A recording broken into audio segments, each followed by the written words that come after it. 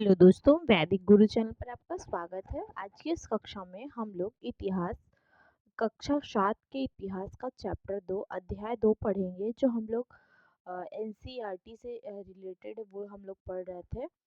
तो यहाँ पर देखिए, ये सारे क्वेश्चंस यहाँ से अंदर अंदर से क्वेश्चंस अब हर एग्ज़ाम में आपके पूछे जाने लगे हैं। यूपीएससी में तो आता ही था, उसके साथ ही साथ अब जो है आपका सी टेट, यूपी टेट, ये सब में जो है एनसीईआरटी से पूरा का पूरा पूछा जाता है। तो एसएसटी के लिए यहाँ पर जो आपको दिया जा रहा है, ये एनसीईआरटी पूरा का पूरा यहीं से आता है। तो हमने जो है आपका हिस्ट्री स्टार्ट किया है, ठीक है। पॉलिटी कंप्लीट हो गया है क्लास 7th का, और हमने हिस्ट्री स्टार्ट किया। आज हम अध्याय 2 के बारे में पढ़ेंगे, और हमने पहला अध्याय पढ़ लिया है, ठीक है। उसमें हमने देखा कैसे क्या है। और आज हम ये आपका दूसरा चैप्टर राजा और उनके राज्य के विषय में पढ़ेंगे। तो यहाँ पर कैसे राजा हुआ करते थे, कैसे शुरुआत हुई उनकी, उन्होंने अपने राज्य का विस्तार कैसे किया, कहाँ कहाँ कैसे कैसे किया, और उन्होंने अपने मतलब जिस समय वो राज्य कर रहे थे उस समय उन्होंने क्या क्या बनवाया, ठीक है। ज़्यादातर बहुत सारे मंदिर आदि बनवाई, ठीक है। कैसे दूसरी देश से राजा इधर आकर जो है कैसे यहाँ से लूटपाट करके जो है चीज़ों को लेकर गए यहाँ से। तो इन सब के बारे में पढ़ेंगे। और यहाँ पर ये चैप्टर जो है वो आपका ये 7वीं शताब्दी के बाद के विषय में है, ठीक है।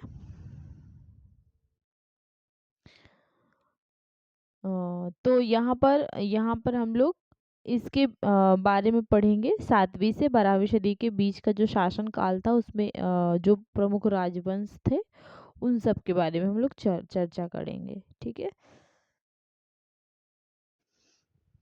यहाँ पर जो है आपका मध्यकाल के बारे में चर्चा हो रही है। प्राचीन काल, मध्यकाल, ठीक है, और आधुनिक काल। ये 3 कालों में हम लोग मध्यकाल के बारे में चर्चा कर रहे हैं, जो 700 ईस्वी से स्टार्ट है, ठीक है।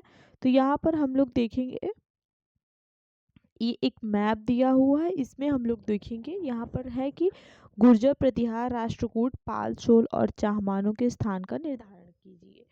तो यहाँ पर देखिए, यहाँ पर दिया है गुर्जर, प्रतिहार चंबल नदी के आसपास। फिर आपका चहमान, ये आपका जो है दिल्ली अजमेर के आसपास था, ठीक है, लगभग। और इसके बाद आप देखिए यहाँ पर है पाल। पाल जो है वो आपका बंगाल के आसपास था। और बाद में आपका यहाँ पर राष्ट्रकूट है, ठीक। तो ये दक्कन के आसपास था।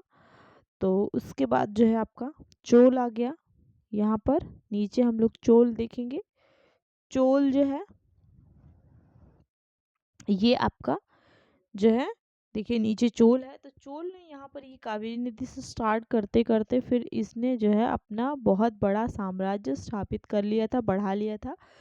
तो हम इस चैप्टर में इनके बारे में भी चर्चा करेंगे, ठीक है। तो ये सारे रहे। अब हम आगे देखेंगे इस चैप्टर को। हमारा पहला पॉइंट है इसमें, नए राजवंशों का उदय, कैसे कैसे नए राजा का उदय हुआ, ठीक है। तो 7वीं सदी के बारे में यहाँ पर है। तो 7वीं सदी आते आते कैसे जो है अनेक अनेक जो भाग थे वहाँ पर, उपमहाद्वीप के जो अलग अलग भाग थे उसमें बड़े बड़े भूस्वामी और योद्धा सरदार जो है वो अस्तित्व में आ चुके थे। ये सारे लोग आ चुके थे।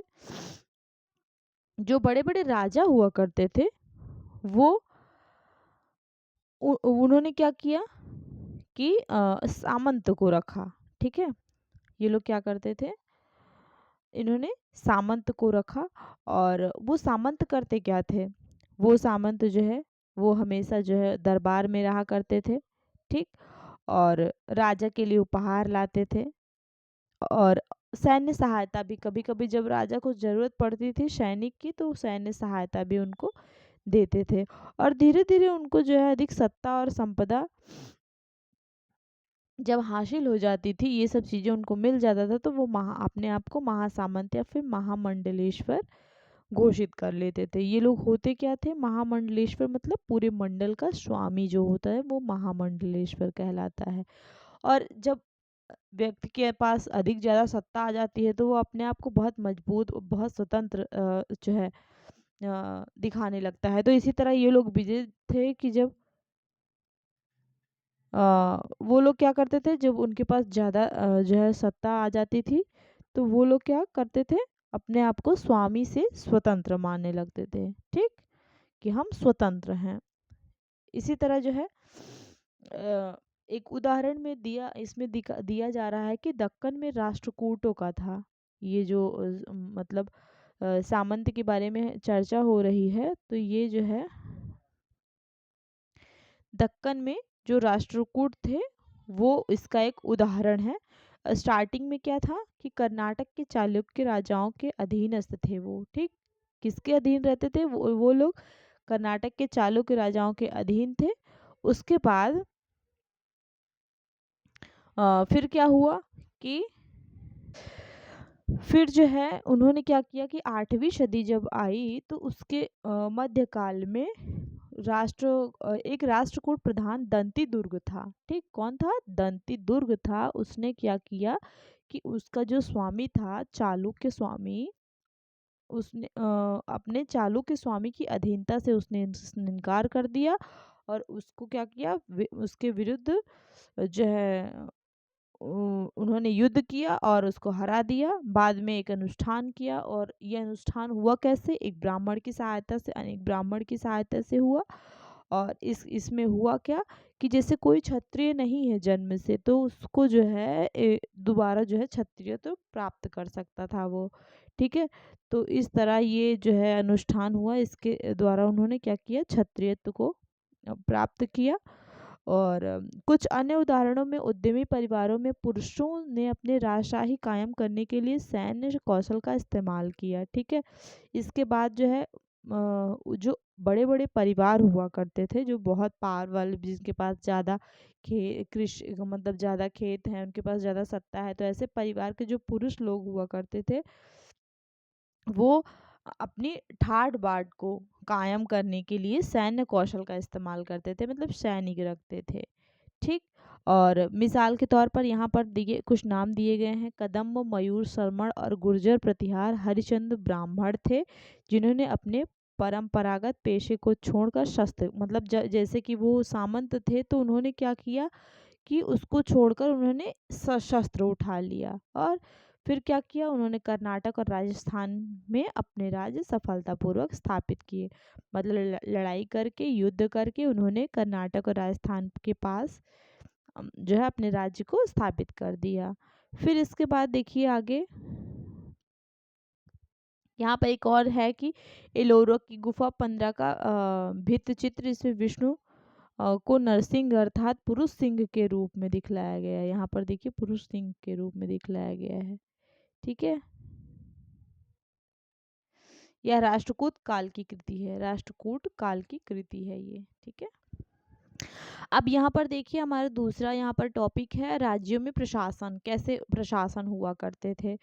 तो इसमें क्या थे, जो नए नए राजा बने हुए थे उन्होंने क्या किया, अपने आप को कुछ उपाधियां, जैसे महाराजा धीराज, मतलब राजाओं में राजा, त्रिभुवन चक्रवर्ती, 3 भुवनों का स्वामी। ठीक, ये सब उन्होंने अपने आप को एक उपाधि दी। ठीक, उन्होंने ये सब सारी उपाधियां धारण की। भले ही उन्होंने मतलब वो शक्तिशाली हो गए थे लेकिन फिर भी उन्होंने जो है लोगों का साथ नहीं छोड़ा। जैसे किसान लोग थे, सामंत थे, व्यापारी, ब्राह्मण, ये सबको जो है उन्होंने साथ लेकर वो चले, क्योंकि बिना इनके उनका काम नहीं हो पाता ना। तो इसलिए जो है ये लोग जो है उनको साथ लेकर चले। और आगे हम लोग देखेंगे। और वहाँ पर देखिए राज्यों में जैसे कि उत्पादकों अर्थात किसान, जैसे उत्पादक में हमें किसान से अनाज मिलता था, पशुपालक जो थे वहाँ से दूध दही ये सब चीज़ें मिलती थी, कारीगरों से संसाधन इकट्ठे किए जाते थे, ये सब जो है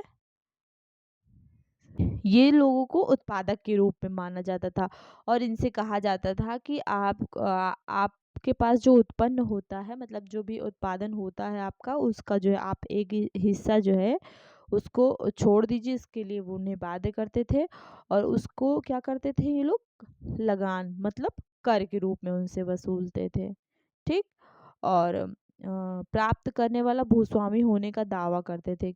और राजस्व व्यापारियों ने भी लिया जाता था। ये सब जो है राजस्व जो है, जो कर वसूला जाता था, यही है राजस्व। तो ये किससे लिया जाता था? व्यापारियों से लिया जाता था। यहाँ पर कुछ कर के बारे में आपको बताया गया है कि तमिलनाडु में शासन करने वाले चोल वंश के अभिलेखों में विभिन्न किस्म के करों के लिए 400 से ज्यादा सूचक शब्द मिलते हैं। सबसे अधिक उल्लिखित कर है वेट्टी। ठीक है, वेट्टी क्या है? अगर एग्जाम में पूछ लिया गया कि वेट्टी, तो वेट्टी क्या है? एक कर है जो नगद के बजाय जबरन श्रम, मतलब इसमें क्या किया जाता था? काम करवाया जाता था। ठीक, श्रम के रूप में है ये जो है कर है, वेट्टी है, यानी जबरन श्रम। और कदमाई यानी कि भू राजस्व थे। मकान पर छाजन डालने पर भी कर लिया जाता था। खजूर तोड़ने के लिए भी कर जो है, जैसे वो लोग सीढ़ी इस्तेमाल करते थे उसके लिए भी वो लोग कर लेते थे। और जैसे पारिवारिक संपत्ति का उत्तराधिकारी बनने के लिए भी उनसे कर लिया जाता था। ठीक, तो ये सारे कर हैं, ध्यान में रखिएगा इनको। उसके बाद देखिए, ये सारे जो संसाधन हैं, मतलब ये सारी चीजें जो हैं, ये मतलब ये राजाओं की एक आधार होती थी। आर्थिक रूप से वो मजबूत होते थे इन सब चीजों से। ठीक, ये वित्तीय आधार थी उनकी। उसके बाद जो है क्या होता था कि साथ ही मंदिरों और दुर्गों के निर्माण में भी इस्तेमाल होते थे। मतलब यहाँ से जो उनको पैसे मिलते थे, जो कर मिलते थे, उससे वो लोग क्या करते थे कि मंदिर वित्तीय आधार बनते ही थे, इसके साथ ही साथ वो लोग मंदिर और दुर्गों के निर्माण में भी इसका इस्तेमाल किया करते थे। ठीक, और संसाधन उन युद्धों को लड़ने में भी इस्तेमाल होते, जैसे कुछ चीजें मिली है तो वो उनको युद्ध लड़ने में जो है आसानी होती थी, उनको वो लोग यूज कर लेते थे युद्ध में। ठीक है, और जब वो लोग लूट पाट करते थे तो उससे जो धन मिलता था वो लोग क्या करते थे? अपने लिए वो यूज करते थे, व्यापारिक मार्गों के लिए उन सब धनों का मतलब वो लोग प्रयोग करते थे। जो जैसे कि उन्होंने लड़ाई झगड़ा की तो उन्हें लूट में जो है धन मिल गया, तो ये सब धन का। इसके बाद जो है जैसे कि कर वसूलने के लिए, राजस्व वसूलने के लिए उन्होंने कुछ लोगों की नियुक्ति की थी। ठीक, और ये जो लोग थे वो कैसे होते थे, कहाँ से आते थे? जैसे मतलब ज्यादा शक्तिशाली प्रभावशाली परिवार के बीच से लिए जाते थे। ठीक, फिर वो कर जो है, जैसे कि कोई एक व्यक्ति को जो है कर वसूलने के लिए नियुक्त किया गया, तो उसके बाद उसके मरने के बाद उसके बच्चे ऐसे वंशानुगत रूप से ये चलता रहता था। ठीक है, और इसी तरह सेना में भी होता था कि सेना में अगर किसी को नियुक्त किया गया तो उसके बाद उसके बच्चे ऐसे जो है इसमें भी होता था। ठीक, और कई बार क्या होता था कि जैसे राजा लोग हुआ करते थे वो अपने सगे संबंधियों को भी इन सब ओहदों पर रख लेते थे। इसके बाद देखिए नेक्स्ट हमारा टॉपिक है प्रशस्तियां और भूमि अनुदान। भूमि अनुदान का मतलब तो आप समझते ही हैं, भूमि अनुदान मतलब किसी को उपहार में दिया गया भूमि। और प्रशस्ति में क्या होता था कि किसी जो है राजा की प्रशंसा में जो लिखा गया होता था। तो यहाँ पर कह रहे हैं कि प्रशस्तियों में ऐसे ब्यौरे होते थे जो शब्दशः सत्य भी नहीं भी हो सकते। मतलब प्रशस्तियाँ जो होती थी वो एकदम सत्य नहीं होती थी, क्योंकि जब किसी की प्रशंसा आप करेंगे तो वो कैसे बढ़ा चढ़ा कर लिखा गया होता था। ठीक, तो इसमें जो है राजा के बारे में बढ़ा चढ़ा कर लिखा जाता था। लेकिन जो है मिसाल के लिए शूरवीर विजयी योद्धा के रूप में ये विद्वान ब्राह्मणों द्वारा रची गई थी, जो अक्सर प्रशासन में मदद करते थे। ठीक, ये जो प्रशस्तियां थी इसको लिखता कौन था? ये ब्राह्मणों के द्वारा लिखी गई थी। ठीक, ब्राह्मण लोग इसको लिखते थे और ये जो प्रशासन में मदद करते थे ये। इसके बाद देखिए यहाँ पर नागभट्ट की उपलब्धियों के बारे में बताया गया है। कई शासकों ने प्रशस्तियों में अपनी उपलब्धियों का बखान किया है। आपने पिछले साल गुप्त शासक समुद्रगुप्त की प्रशस्ति के बारे में पढ़ा है। तो यहाँ पर देखिए संस्कृत में लिखी गई ग्वालियर मध्य प्रदेश में पाई गई एक प्रशस्ति में प्रतिहार नरेश नागभट्ट के कामों का वर्णन इस प्रकार है। कैसे किया गया था देखिए, कैसे प्रशस्तियों में जो है वो होता था। आंध्र सैंधव विदर्भ और कलिंग के राजा उसके आगे तभी धराशायी हो गए जब वे राजकुमार थे। तो इसी तरह जो है होता था। उसके बाद देखिए राजा लोग जो होते थे वो ब्राह्मणों को भूमि भूमि अनुदान देते, किसको थे, ब्राह्मण को देते थे, ठीक, जो पंडित लोग हुआ करते थे उनको देकर उनको पुरस्कार देते थे। तो उसके बाद जो है ताम्रपत्र पर अभिलिखित ये होते थे ये, ठीक है, क्या क्या दिया गया है उनको ये, और जो भूमि पाने वाला होता था ये इसको जो है ताम्रपत्र पर लिखा जाता था, ठीक है, उनको क्या क्या दिया जा रहा है ये सारी चीजें जो है ये ताम्र पत्र पर लिखे होते थे। यह थोड़ा संस्कृत और थोड़ा तमिल में लिखा हुआ ताम्रपत्रों का एक संग्रह है। इसमें 9वीं सदी में एक शासक के द्वारा दिए गए भूमि अनुदान का उल्लेख है, जिन कड़ियों से ये पत्र जुड़े हैं, ठीक है। उन पर राशि मुहर भी लगी होती थी, जो यह बतलाने के लिए कि यह एक प्रामाणिक दस्तावेज है, ठीक। उसके बाद देखिए भूमि के साथ साथ क्या क्या दिया जाता था। तो इसको आप इतना लंबा पढ़ते ना पढ़कर इसमें थोड़ा सा समझ लीजिए कि भूमि अनुदान जब दिया जाता था तो उसके साथ साथ उन्हें क्या क्या चीज़ें मिलती थी, ठीक, आप क्या कर सकते हो क्या नहीं कर सकते हो, क्या कौन सी जगह आपको मिली है, वो सारी चीज़ें उनको एक लिखित रूप में मिल जाती थी। तो वो कितना कर वसूल सकते हैं, क्या कर सकते हैं, ठीक है, ये सारी चीज़ें उनको लिखी हुई मिलती थी। उसके बाद देखिए यहाँ पर एक दिया हुआ है 12वीं शताब्दी में एक जो है बड़ा संस्कृत काव्य रचा गया था। इसमें कश्मीर पर शासन करने वाले राजाओं का इतिहास लिखा हुआ था, ठीक, और इसे कल्हड़ नामक एक रचनाकार द्वारा रचा गया। किसने लिखा था इसको, कल्हड़ ने लिखा था, ठीक। कल्हड़ ने अपना वृत्तांत लिखने के लिए शिलालेखों, दस्तावेजों, प्रत्यक्षदर्शियों के वर्णनों और पहले से इतिहासों समेत अनेक तरह के स्रोतों का इस्तेमाल किया। प्रशस्तियों के लेखों में भिन्न या अक्सर शासकों और उनकी नीतियों के बारे में आलोचनात्मक रुख दिखलाता था, मतलब अच्छी बुरी दोनों चीजें लिखते थे, आलोचना भी कर देते थे। इसलिए 12वीं सदी के लिए यह असाधारण ग्रंथ था, ठीक। तो कल्हड़ ने लिखा था। कल्हड़ जो है ये जो है कश्मीर के एक ब्राह्मण कवि थे, ठीक है, और इन्होंने एक इनकी एक रचना है राज तरंगिणी, ठीक, इसको याद रखिएगा। कल्हड़ की रचना क्या है, एग्जाम में हमेशा पूछा जाता है, राज तरंगिणी, ठीक है, ये कल्हड़ की रचना है और ये क्या थे, एक कश्मीरी ब्राह्मण कवि थे, ठीक है। तो यहाँ पर इसके बारे में चर्चा की है। अब आगे हम लोग देखेंगे त्रिपक्षीय संघर्ष क्या होता था, ठीक है। देखिए जब कोई राजा हुआ करता था, शासक हुआ करता था, तो शासक जो है, प्रत्येक शासक राजवंश का आधार कोई क्षेत्र विशेष, मतलब वो उसका आधार क्या होता था, कोई एक क्षेत्र होता था, ठीक है। और वो हमेशा जो है ज़्यादा पाने के लिए, ज़्यादा अधिक धन अर्जित करने के लिए वो क्या करता था, हमेशा दूसरे क्षेत्र को निशाना बनाए रखता था, ठीक, हमेशा दूसरे क्षेत्र को नियंत्रण में रखने का प्रयास करते रहते थे राजा लोग पहले। तो या इसी तरह जो है एक विशेष रूप में वांछनीय क्षेत्र था गंगा घाटी में कन्नौज नगर, ठीक, ये थोड़ा सा इम्पोर्टेंट है, इसके बारे में आगे देखिए। तो ये यहाँ पर जो थे गुर्जर प्रतिहार, हमने ऊपर पढ़ा ना, गुर्जर प्रतिहार, राष्ट्रकूट और पाल वंशों के शासक सदियों तक कन्नौज के ऊपर नियंत्रण को लेकर हमेशा आपस में ये लोग लड़ते रहते थे, ठीक। तो इसे क्या कहा जाता था, इसको जो है त्रिपक्षीय संघर्ष कहा गया इसी को। जो कौन कौन आप अगर आपको एग्जाम में पूछा गया कि त्रिपक्षीय संघर्ष में कौन कौन लोग शामिल थे, तो वो आपके गुर्जर प्रतिहार थे, राष्ट्रकूट थे और पाल वंश था, ठीक। किसको, कन्नौज के लिए ये लोग लड़ाई किए, ठीक, कन्नौज के लिए। शासकों ने बड़े मंदिरों का निर्माण करवा कर भी अपनी सत्ता और संसाधनों का प्रदर्शन करने का प्रयास किया, ये तो हमेशा ही हर शासक करता रहता था, ठीक। तो इन्होंने क्या किया था कि हाँ यहाँ पर जो है उन्होंने क्या किया, खुद को का जो है सत्ता को दिखाने के लिए, ठीक, क्या किया उन्होंने, मंदिर का निर्माण करवाया, सारे पैसे वो लोग मंदिर में लगा देते थे। उससे इससे क्या होता था कि जब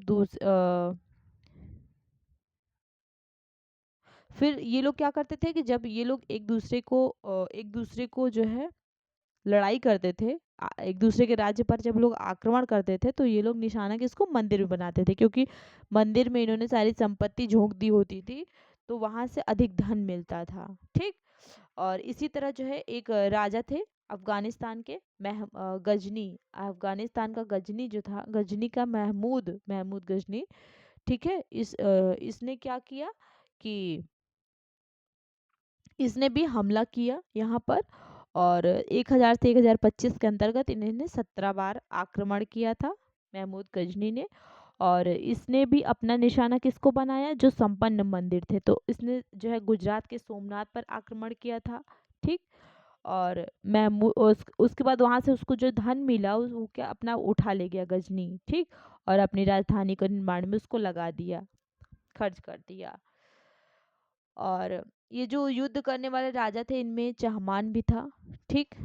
जो चौहान के रूप में जाने गए, और वे दिल्ली और अजमेर के आसपास के क्षेत्र पर शासन करते थे, और पश्चिम और पूर्व की ओर अपने नियंत्रण क्षेत्र का विस्तार करना चाहा, जहां उन्हें गुजरात और चालुक्यों और पश्चिमी उत्तर प्रदेश के गढ़वालों से टक्कर लेनी पड़ी। ठीक। और चहमान शासक में कौन था, पृथ्वीराज तृतीय था, याद रखिएगा, 1168 से 1192 चहमान शासक। ठीक है, ये चहमान शासक थे।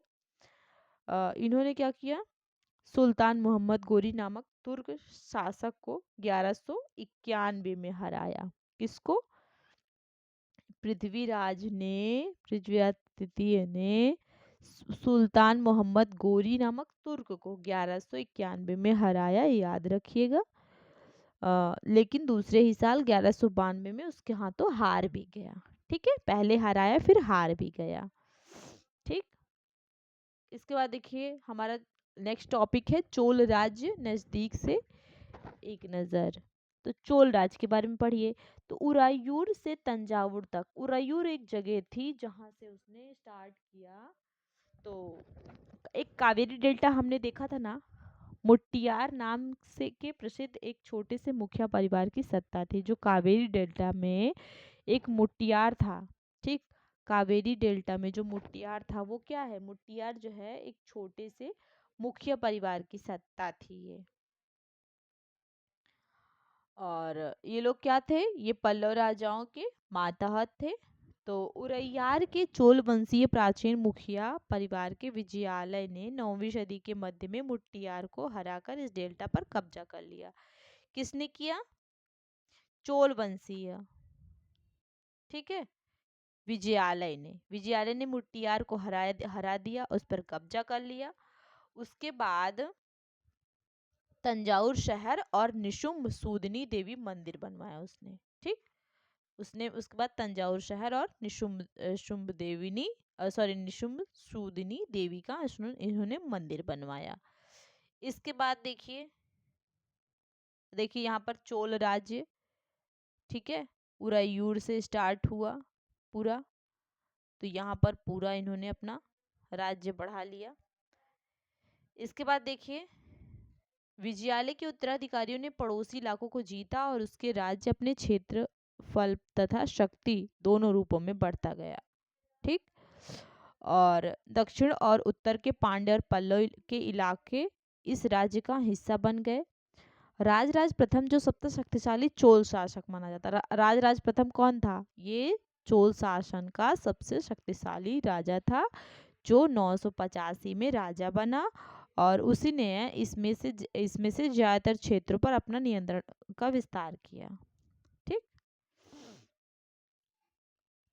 और उसके बाद जैसे कि कहा जाता है कि वंशानुगत, तो राजराज के बाद उसका पुत्र जो है राजेंद्र प्रथम इसमें जो है आगे बढ़ता गया, और उसने क्या किया, गंगा घाटी, श्रीलंका तथा दक्षिण पूर्व एशिया के देशों पर हमला किया।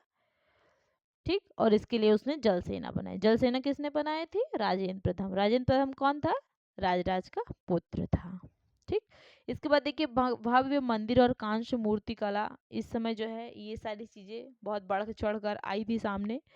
तो राजराजा और राजेंद्र प्रथम जो है इन्होंने क्या बनवाया था, तंजावुर और कोंड चोलपुरम कि बड़े मंदिर स्थापित और मूर्तिकला की दृष्टि से एक चमत्कार हैं। ठीक, इन्होंने जो है क्या बनवाए, तंजावुर और गंगई कोंड चोलपुरम मंदिर बनवाया। ठीक, किसने, राजराज और राजेंद्र प्रथम ने बनवाया था। यहाँ पर देखिए ये मंदिर है गंगई कोंड चोलपुरम का। ठीक, तो इसके बाद देखिए इसके बारे में हम लोग थोड़ी सी चर्चा करेंगे आगे।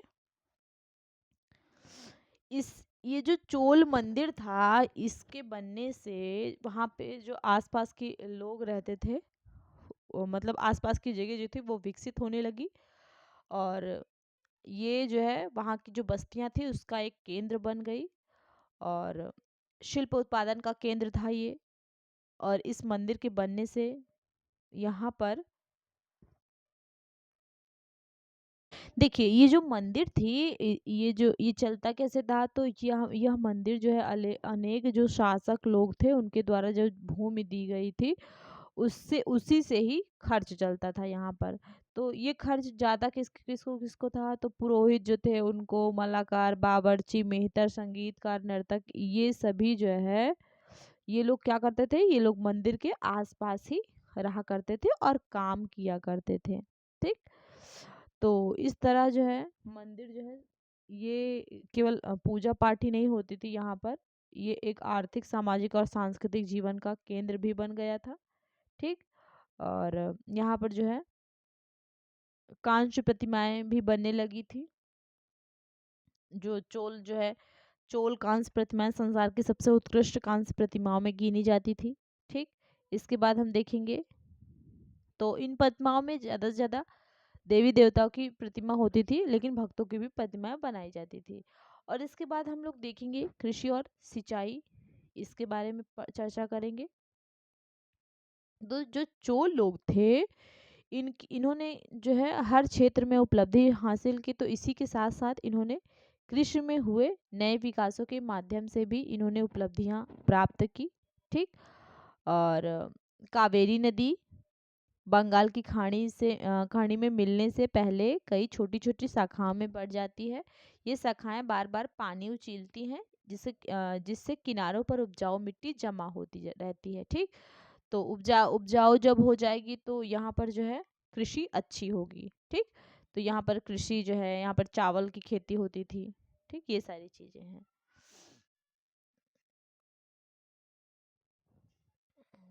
इसी तरह जो है आगे जो है हालत तमिलनाडु के कुछ हिस्सों में, दूसरे हिस्सों में जो है यहाँ पर कृषि का कार्य होने लगा।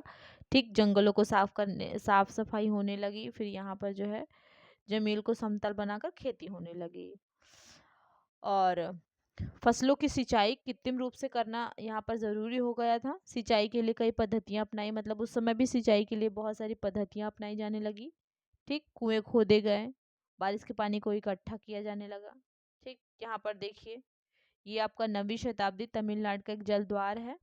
यहाँ पर जल को कम ज़्यादा करने के लिए भी मतलब पूरा बनाया गया था ये जो हौज है। ठीक है, हौज से नदी की शाखाओं में पानी के प्रवाह को इसके जरिए नियंत्रित किया जाता था। ठीक, ये जो है इससे खेत सींच जाते थे। और जलद्वार पारंपरिक रूप से एक लकड़ी या धातु बाधा है जो आमतौर पर पानी के स्तर को नियंत्रित और नदियों को और प्रवाहों, नहरों में दर प्रवाह को संचालित करता है। ठीक है, ठीक है, अब आगे हम पढ़ेंगे, हमारा नेक्स्ट टॉपिक है साम्राज्य का प्रशासन। प्रशासन कैसे चलता था। तो यहाँ पर जो किसानों की बस्तियां थी उसको उर कहा जाता था। अगर एग्जाम में पूछ लिया कि उर का क्या किसको कहा जाता था, तो ये किसानों की बस्तियां जो थी उसको उर कहा जाता था। ठीक, तो जो ये क्या हो गई थी, सिंचित खेती के साथ बहुत समृद्ध हो गई थी। और गांव के समूह को नाडू, देखिए किसानों की बस्तियां जो थी उसको उर कहा जाता था, और गांव के समूह जो है नाडू कहलाते थे। इसमें बहुत सारे गांव आते थे। ठीक, ग्राम परिषद और नाडू जो है न्याय करने और कर वसूलने जैसी कई प्रशासनिक कार्य करते थे। ठीक, ये कौन कौन कार्य करता था, जैसे कर वसूलना और बाकी सब कार्य ये ग्राम परिषद और नाडू करते थे। नाडू के अंतर्गत कई गांव आते थे। ठीक, कई गांव मिलकर जो है ये आपका एक नाडू बनाते थे। और ये लोग क्या करते थे, ये न्याय करते थे और कर वसूलते थे।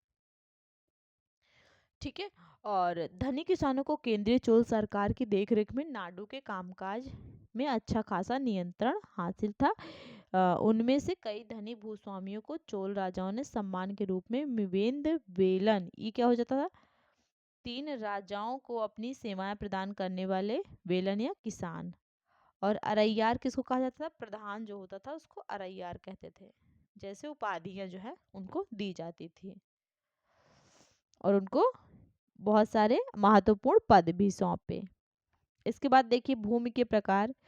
चोल अभिलेखों में भूमि की विभिन्न कोटियों का उल्लेख मिलता है। वेलन गाई गैर ब्राह्मण किसान जो है स्वामी की भूमि, गैर ब्राह्मण किसान स्वामी की भूमि जो होती थी वो वेलन गाई। और ब्राह्मणों को मतलब ब्राह्मदेव किसको कहा जाता था, ब्राह्मणों को उपहार में दी गई भूमि। शाला भोग किसी विद्यालय के रख रखाव के लिए जो भूमि होती थी। और देनदान तिरुन मट्टकनी मंदिर को उपहार में दी गई भूमि। और पल्ली चंदम ये जैन संस्थानों को दान में दी गई भूमि जो होती थी। देखिए यहाँ पर हमने बहुत सारे देखा कि समय समय पर जो है ब्राह्मण लोगों को भूमि दे दिया जाता था दान के रूप में। ठीक, इसके बाद हुआ क्या कि कावेरी घाटी और दक्षिण भारत के दूसरे हिस्सों में बहुत सारे ब्राह्मणों का की बस्तियां जो है वो अस्तित्व में आई। यहाँ पर जो ब्राह्मण लोग हुआ करते थे, भूस्वामी हुआ करते थे, वो आपस में चर्चाएं भी करते थे। और बहुत सारी जो है चीजें इनकी मंदिर पर एक शिलालेख में जो है मंदिर की जो पत्थर हुआ करता था वहां पर ब्यौरा भी दर्ज किया जाता था। और नगरम के नाम से ज्ञात व्यापारियों के संघ भी अक्सर शहरों में प्रशासनिक कार्य संपादित करते थे। ठीक, इसके बाद देखिए तमिलनाडु में के चिंगलपुर जिले के उत्तर मेरूर से प्राप्त अभिलेखों में इस बात का सविस्तार वर्णन है कि कैसे ब्राह्मणों की सभा का संगठन हुआ, सिंचाई का कामकाज, बाग बगीचे मंदिर, इन सब की देखरेख के बारे में यहाँ पर बातें होती थी। ठीक, और इनमें सदस्यता के लिए योग्य लोग जो है रखे जाते थे। और इसके लिए क्या किया जाता था कि टिकट जो है वो किसी मिट्टी के बर्तन में टिकट डाला जाता था।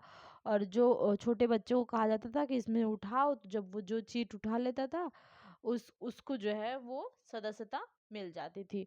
और इसके साथ ही साथ इसके लिए जो है कुछ ये जो सदस्यता होती थी ये ऐसे ही किसी को नहीं मिल जाती थी। इसके लिए जो है इच्छुक लोग मतलब उनकी कुछ मांगे होती थी। ठीक, कि हाँ ये लोग इतने उम्र के होने चाहिए। ठीक है, उनको इतना मतलब उस सदस्यता को पाने के लिए क्या क्या उनके अंदर योग्यता होनी चाहिए वो सब भी जरूरी था कि उनके पास कुछ भूमि होनी चाहिए। ठीक, भू राजस्व और जो है उनके पास घर होना चाहिए, उनकी उम्र 35 से 70 के बीच होनी चाहिए, वेदों का ज्ञान, ये सारी चीजें होती थी कि ये सारी चीजें जब उनके पास होंगी तभी वो जो है सदस्यता के लिए वो खड़े हो सकते थे। ठीक है, तो यहाँ पर बहुत लंबा है, तो यहाँ पर आगे हम लोग देखेंगे। बस हो गया, इतना ही था।